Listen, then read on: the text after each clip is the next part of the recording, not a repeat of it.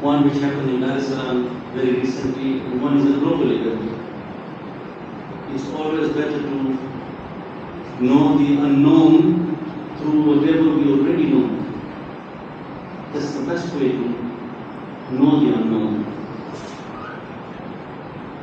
16th of November 2024, 9 a.m. in the morning, Dar es Salaam woke up to the news that a 4-story building had collapsed in Kariapur. Definitely a tragic event. It's not the first building that has fallen. We had our own building here close to the mosque and other buildings around town. So this building fell, and at the end of the rescue mission, after a few, Sallu ala Muhammad wa ali Muhammad.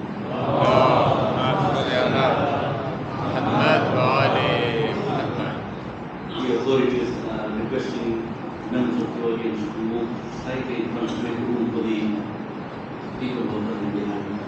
One more Sallu ala Muhammad wa ali Muhammad.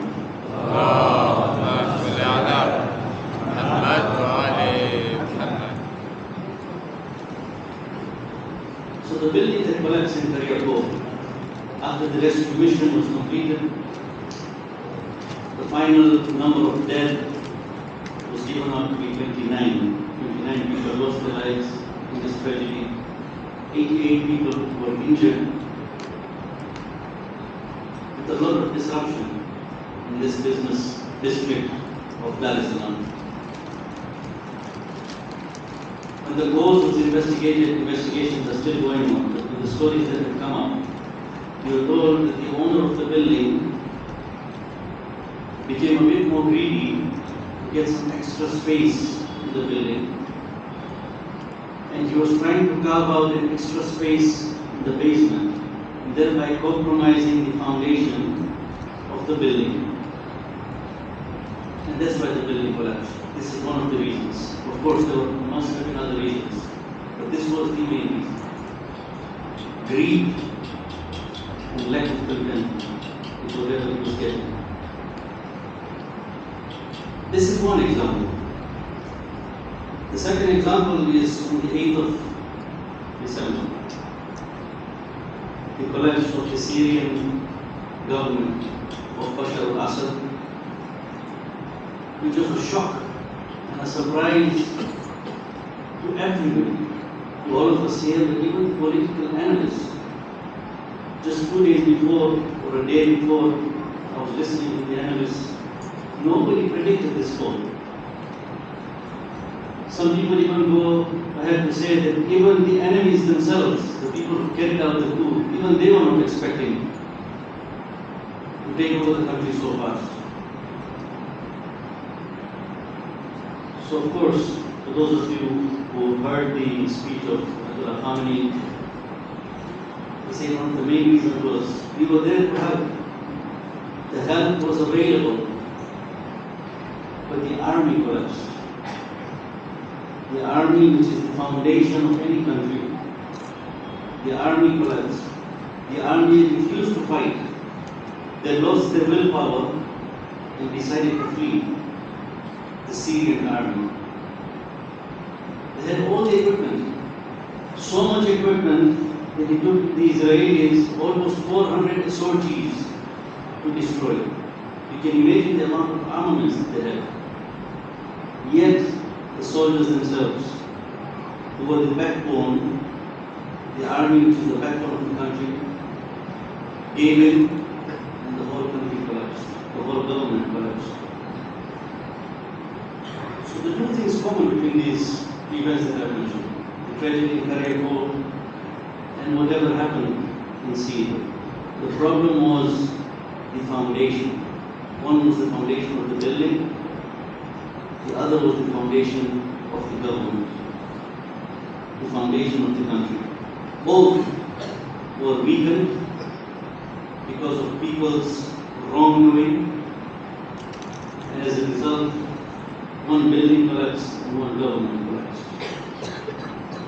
Applying this example to marriage, marriage is also an institution. It is also a building which needs to be constructed slowly and steadily, and it needs to be maintained. But before we go higher, Allah has promised heights that a person can reach through marriage. But we all know that when you go high, the foundation is going to be strong. So the foundation of marriage, that should not be compromised at any cost.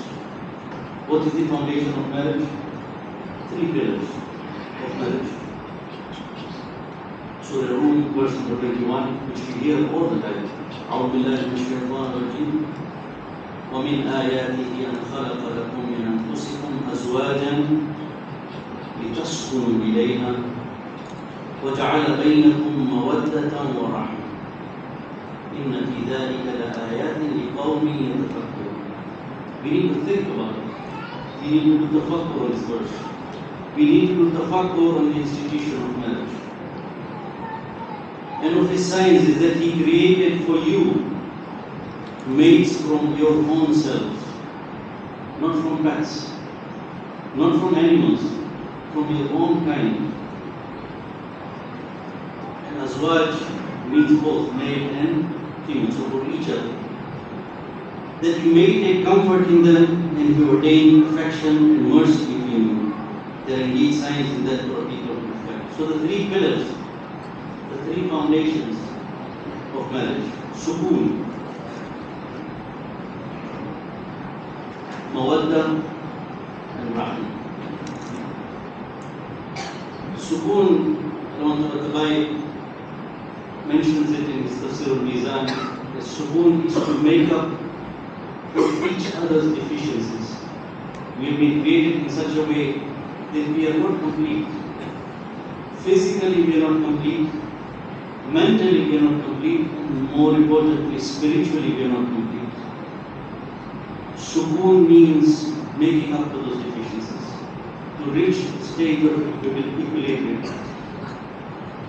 So this is the first pillar. A husband and wife should complement each other, should make up for each other's deficiencies or each other's needs. That is how sukoon is attained. Sukoon at no cost should be compromised. Sukoon is the matrix on which mawadda and rahmah will grow. And if you see the sequence, sukoon comes first, mawadda and rahmah comes next. The sequence also is very, very important. So when couples get married, the first thing is to attain sukoon. Maintain sukoon in the house. There should be tranquility, there should be peace for each other. Only then will mawadda and rahmah grow. The second one is mawadda.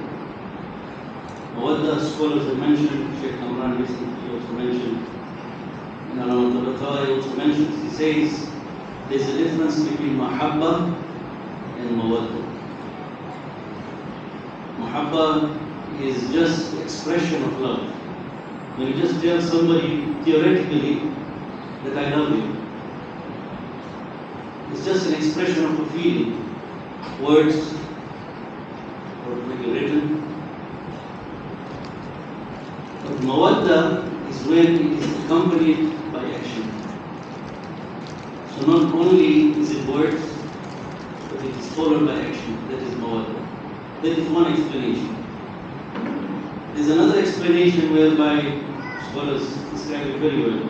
They say mahabba is the relationship of a duck with water.